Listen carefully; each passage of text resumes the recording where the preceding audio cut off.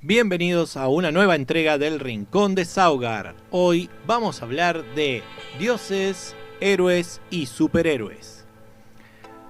En primer lugar vamos a empezar con un cuento titulado Dioses.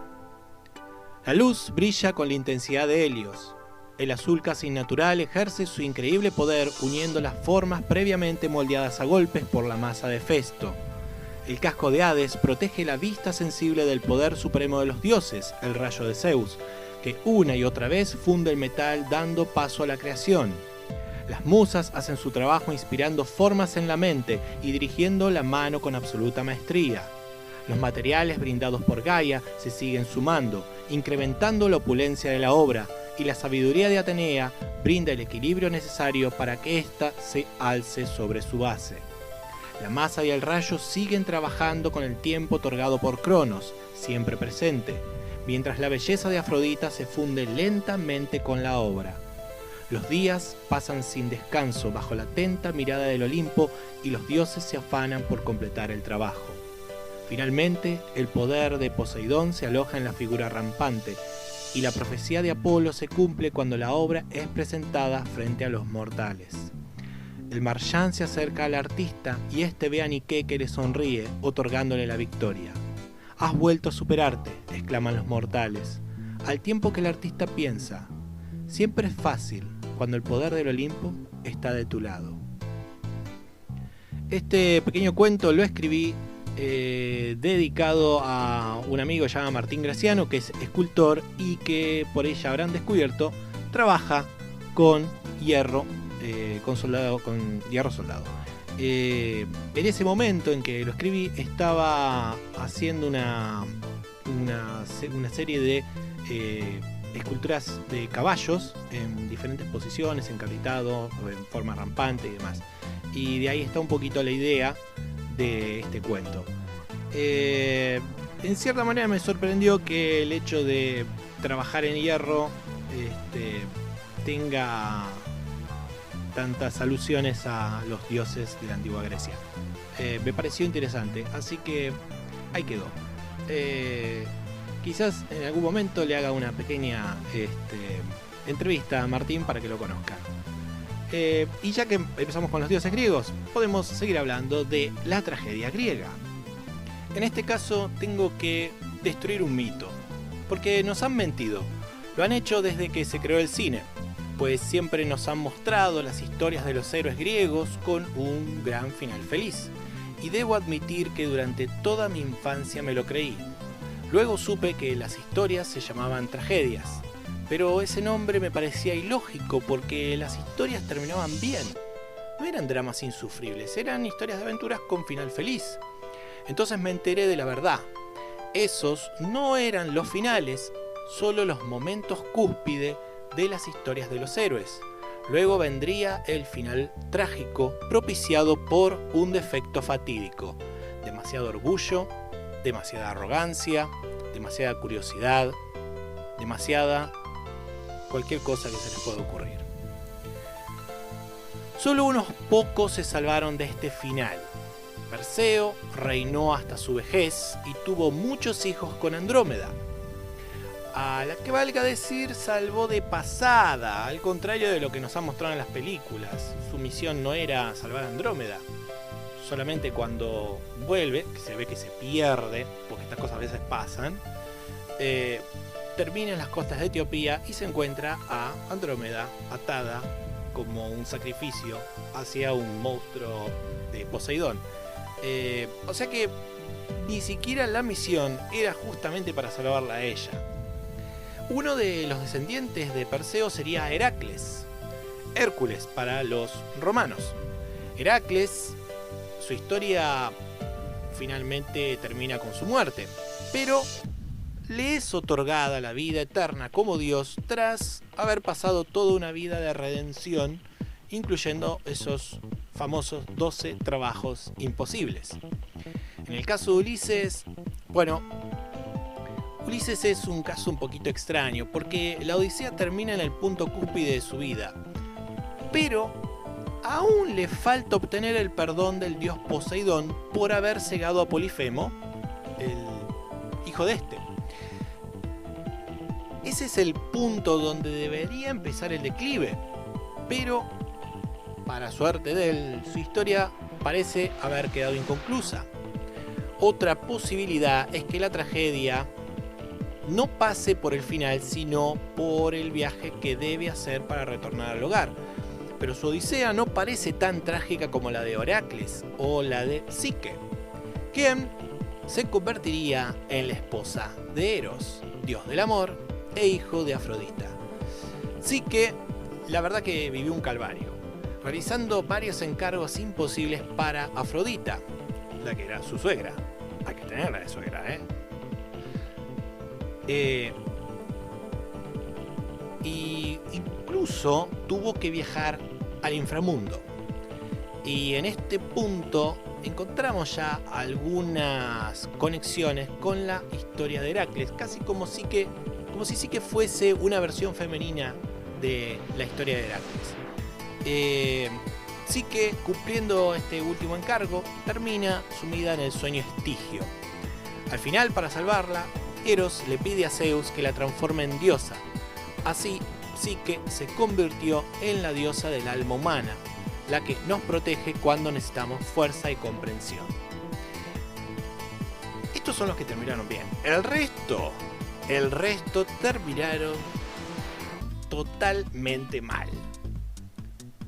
Aviso de spoiler. No lo dije antes, pero lo digo de vuelta. Aviso de spoiler. Aviso de spoiler. Si no saben los finales, si quieren, sáltenselos. Pero si no, acá van.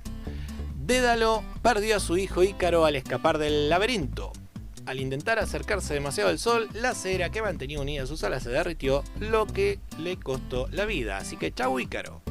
Faetón, hijo de Helios, moriría al caer del carro de su padre, el carro que sería el sol, al intentar volar más rápido de lo que su pericia le permitiría controlar. O sea, se mató jugando picada solo. Teseo es un caso grave. Luego de vencer al Minotauro y abandonar a Ariadna, que es la que lo ayudó a vencer al Minotauro, en una isla ahí nomás perdida en medio del océano.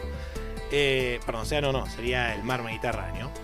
Y una larga lista de errores de juicio que incluyeron intentar con un amigo secuestrar a Perséfone. No, estaba mal de la cabeza el pibe. Ya completamente desprestigiado, encontraría su final al ser arrojado de un acantilado. Orfeo, que viajó al inframundo en busca de su esposa para luego perderla casi al final del viaje de vuelta, ya sumido en la depresión más absoluta, moriría a mano de las Méyades, o Méyades, dependiendo cómo se pronuncia la Y en griego, seguidoras de Dionisio. De la historia de Troya, de la guerra de Troya, muy pocos se salvarían. Paris, Héctor, Aquiles, entre otros, encontrarían la muerte allí. Sí, a diferencia de la última película que se hizo, Paris se muere, no se salva. Solamente los que se salvan son Menelao y Helena. Helena, que después de todo este quilombo, vuelve con su esposo como, bueno, se supone que tenía que hacer. En el caso de Agamenón, que si bien sobrevive a la guerra, luego será asesinado por su esposa en venganza por haber sacrificado a su hija para obtener el favor de los dioses. Si se acuerdan al principio de la película, él mata a su hija, la sacrifica en un altar para obtener viento favorable para poder viajar. Una recomendación para todos los que están escuchando: no sacrifiquen a sus hijas porque puede que a sus esposas les caiga mal. Y ya saben lo que puede terminar pasando, No, es un buen consejo que les puedo dar. En el caso de Jasón, pobre Jasón, la verdad que me da lástima. Moriría aplastado por el mascarón de proa de su viejo barco, el Argos. Sí, se creían que este había terminado bien. No, este tampoco terminó bien. Sin embargo, pese a estos finales fatídicos, estos héroes harían de la tragedia un género que sería imprescindible en la consolidación del teatro griego, y que se mantendría vigente hasta el teatro, la literatura y el cine contemporáneo. Si quieren una prueba tangible, piensen en Shakespeare. ¿Cuáles son las obras que primero se les vienen a la mente? ¿Romeo y Julieta? ¿Hamlet? ¿Saben cómo terminan esas obras? Entonces comprenderán el por qué se mantienen vigentes. Otro ejemplo: ¿cuál es la mejor película de Star Wars? La mayoría seguro va a decir El Imperio Contraataca. ¿Acaso nos gusta que una historia termine mal? Creo que no. No es eso. Es por ahí el hecho de que nos es más fácil sentirnos identificados con un héroe falible que con uno perfecto. Y sabemos que los errores a veces llevan al desastre. Es parte de la vida. Todos morimos. Lo importante no es el final, sino la aventura y la enseñanza que ésta pueda llegar a dejarnos.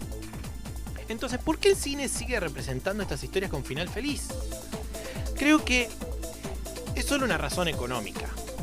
Temen ganar menos dinero, así que prefieren no arriesgarse con un final trágico. A veces pienso que el hecho de que no hayan comprendido algo tan simple, cuando Shakespeare sí lo hizo medio siglo atrás, es una verdadera tragedia. Y si hablamos de héroes y de dioses y de tragedias y los arquetipos que surgen con estas historias, podemos también hablar de superhéroes. Cuando pienso en los superhéroes de los cómics, no puedo dejar de encontrar algunas similitudes con los panteones de culturas pasadas. Y no lo digo porque uno de estos héroes se llame Thor, sino porque comparten algunas características interesantes que van más allá de las cualidades superficiales. Por ejemplo, las historias de sus orígenes. Todos conocemos los orígenes de Batman, de Superman o por ahí de Spider-Man. Incluso podemos enumerar varias versiones de cada uno. En los cómics se lo han reseteado sus orígenes en más de una ocasión, cambiando así algunos elementos. Incluso han dado versiones alternas en series, películas y en los mismos cómics. Cosa que también sabemos que sucedía con los héroes y los dioses griegos. Cada escritor solía hacer pequeños cambios en la mitología al escribir las tragedias, lo que hizo que al día de hoy no podamos estar seguros de los orígenes de algunos dioses. Por ejemplo, Afrodita. Algunos decían que había nacido de la espuma del mar, por lo que era hija de Urano, y otros que era hija de Zeus y Dione. Si nos remontamos al antiguo Egipto, encontraremos algo similar. Dependiendo de las fuentes, las historias de los dioses varían. Por momentos, Set es el villano de la historia, y en otros momentos es el dios benévolo. Esta característica realmente me resulta intrigante, porque un héroe o un dios puede tener diferentes orígenes o elementos contradictorios en sus historias, al igual que un superhéroe moderno. Es decir, superhéroe es solo una palabra que usamos para separar a los héroes de los cómics del resto. Si lo pensamos bien, Aquiles también era un superhéroe, era invulnerable, al igual que Superman, e incluso poseía un punto débil como este. Hoy diríamos que la kriptonita es el talón de Aquiles de Superman. Tanto Perseo como Teseo, Heracles, Faetón y muchos otros más eran semidioses, es decir, hijos de un humano y un dios, y como tales heredaron alguna cualidad superhumana, o en su defecto lo obtuvieron mediante intervención divina. Jasón, en cambio, pobre Jasón, sería más bien como una especie de Batman. Era completamente humano, pero de pequeño había sido entrenado por Quirón, que era el mayor entrenador de dioses de la antigua Grecia. Entrenó casi a todos. Todos pasaron por las manos de Quirón. Perdón, eso sonó feo, pero no importa. Él usó su habilidad e ingenio para poder llevar a cabo su misión. Incluso sus argonautas, que eran los que lo acompañaron en el barco Argos, fueron para los griegos lo que hoy serían para nosotros los Vengadores o la Liga de la Justicia. Los argonautas estaban conformados por los mejores héroes griegos del momento, incluidos Heracles, Hércules para los que no recuerdan, y Atalanta. Como si hoy dijéramos Superman y Wonder Woman. Bueno, Superman, pero con una historia un poquito más dark, tipo Batman. Otro punto que podemos tener en cuenta es que los superhéroes que más nos suelen atraer están conectados con la tragedia. Héroes como Spider-Man o Iron Man tienen un inicio trágico. que los mueve a tratar de expiar sus pecados. Peter Parker se culpa de que su inacción le haya costado la vida a su tío Ben. Algo similar sucede con Tony Stark, que comienza a buscar la redención cuando casi pierde la vida en manos de las mismas armas que él creó. Batman se embarca en una cruzada interminable con el objeto de que ni él ni nadie vuelva a sentirse impotente frente a un acto delictivo. Eso es porque se siente culpable por no haber podido hacer nada para salvar a sus padres. Son las tragedias griegas las que fundaron el arquetipo de héroe que al día de hoy seguimos usando. Bueno, quizá no tanto, pues mucho tiempo atrás tenemos las crónicas de Gilgamesh, pero de seguro podemos decir que consolidaron ese y otros arquetipos. Creo que una de las diferencias que sí encuentro y que pienso que es el estigma de los tiempos modernos es que carecen de final trágico, al menos en su gran mayoría. Incluso los héroes importantes que alguna vez murieron terminaron resucitando de un modo u otro. Son muy pocos y la mayoría, siendo poco conocidos, tuvieron un final trágico irreversible. Por ejemplo, el Capitán Marvel. No, Shazam no, el otro, ese que no conoces. Aún así, ha habido algunos héroes de cómics que estuvieron en mayor sintonía con los de las tragedias griegas. Por ejemplo, podemos citar algunos casos poco oscuros, pero tenemos a Question, o Pregunta, que sería el volumen 2, que tuve suerte de leerlo y realmente es una historia bastante trágica. O a Timothy Hunter, de los libros de la magia, que también es bastante trágica. También podemos nombrar a Watchmen, pero en este caso la verdad es que vi solamente la película, por lo que lo voy a dejar entre comillas. Si leen el cómic me avisarán y me confirmarán si realmente entraría en lo que podemos decir tragedia.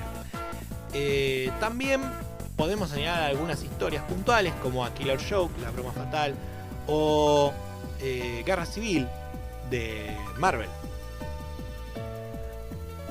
Supongo que aquí sucede lo mismo que en el cine. Se teme al final trágico y quizás más realista, aún sabiendo de que en las raras ocasiones en que las editoriales decidieron publicar una historia trágica, esta siempre terminó transformándose en historia de culto y eje de inflexión para el personaje.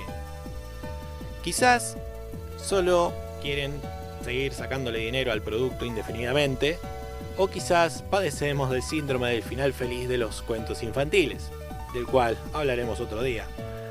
Aún con todo esto, es bastante probable que llegue el día en que una cultura mire hacia atrás en la historia y considere a los superhéroes de hoy como la mitología de nuestra era. Para ilustrar este capítulo de tragedias y héroes griegos, voy a recomendarles una película que es un clásico, Jasón y los Argonautas, que obviamente no termina mal porque sabemos que esos finales siempre desaparecieron, nunca los incluyeron en el cine. Si hay alguna historia, alguna versión donde hayan contado toda la historia hasta el final trágico, por favor déjenlo en los comentarios porque me gustaría verla.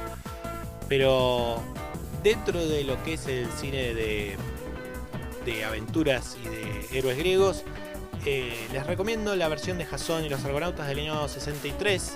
Es una coproducción inglesa-estadounidense dirigida por Don Jaffe, o Jaffe, como se pronuncia. Y bueno, está basada obviamente en el poema Argonáuticas de Apolonio de Rodas. Los efectos especiales fueron hechos por Ray Harryhausen, que fue, digamos, antes de que apareciera Industrial Light and Magic, era el grosso de los efectos visuales, especialmente de efectos stop motion. Y esa película tiene, creo que, la mejor pelea de esqueletos en versión stop motion que ha traído el cine. Y se las recomiendo. Sinceramente es muy buena versión, pese a que está actuada al estilo de los años 60, en el cine clásico. O sea, hay que, poniéndose en contexto, del momento que hizo la película, les va a gustar. Si no la vieron, véanla. Realmente es muy recomendable. Si quiero recomendar un cómic, bueno, Killer Joke es un cómic corto, realmente que está muy bueno. Es de Batman, se lo recomiendo. Y si no, si quieren algo más largo, podrían dar una buena leída a Guerra Civil de Marvel, que realmente es muchísimo más heavy que la película. La película la hicieron para nenes de 3 años básicamente. La historia en Guerra Civil, en el cómic, arranca muy trágicamente, un inicio muy trágico, y se justifica realmente todo ese quilombo que se forma de querer decidir de registrar a todos los superhéroes. Y luego surge obviamente el dilema moral de si está bien o está mal. La cuestión es que arranca con un grupo de superhéroes que se llaman los New Warriors, que son un grupo de superhéroes así adolescentes que están haciendo un reality show. O sea, en directo, todo lo que hacen se muestra en directo. La cuestión es que encuentran a unos villanos ahí escondidos, demasiado grosos para lo que ellos son, y en vez de llamar a la caballería, que serían los Vengadores, se tratan de mandar ellos a solucionar el asunto. ¿Por qué? Porque van a juntar rating si lo hacen.